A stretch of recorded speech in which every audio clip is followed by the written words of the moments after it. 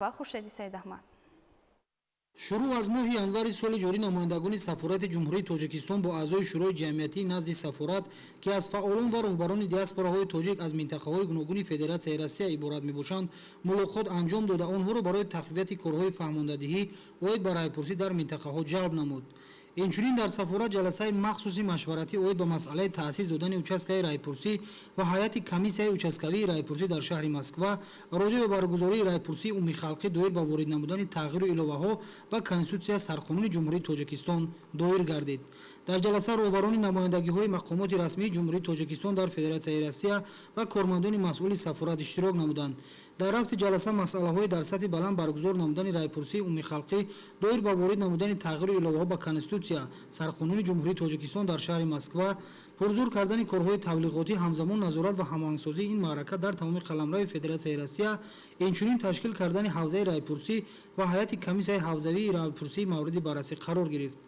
айни замон ҳайати комиссияи участкавии райпурсӣ дар шаҳри Москва таъсис дода шуда, нақшаи чорабиниҳои ин маърака тасдиқ ва амалӣ мегардад. ҳамчунин дар шаҳри Москва се гӯшаи иттилоотӣ доир ба райпурсӣ дар биноҳои сафорат, хадамоти консулӣ ва меҳмонхонаи ҳукумати Тоҷикистон таъсис дода шудааст. аз ҷумла сафорат барои расонидани иттилооти кофӣ ба шаҳрвандони мо ки дар Федератсияи Россия ҳастанд бо истифода аз имкониятҳои мавҷуда, яъне васоити ахбори omma, истифодаи шабакаҳои иҷтимоӣ, сомонаи расмии сафорат корҳои фаҳмондадиҳиро идома дорад ва ҳар як шаҳрванди мо метавонад аз истифода аз сомонаи сафорати Ҷумҳурии Тоҷикистон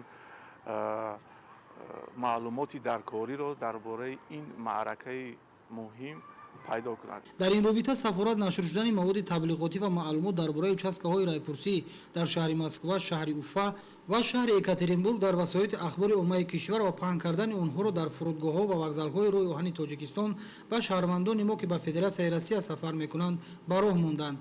намояндагони сафорати Ҷумҳурии Тоҷикистон дар Федератсияи Россия зимни мулоқоту вохӯриҳо бо ҳамватанон дар кишвари иқомат баргузор намуд ки дар рафти онҳо моҳият ва зарурати ворид намудани тағйиру иловаҳо ба Конституция Сарқонуни Ҷумҳурии Тоҷикистон фаҳмонида шуд. Муҳаммадалӣ Сафар, Хуршед Саид Аҳмад аз шаҳри Москваи Федератсияи Россия барои барномаи ахбор.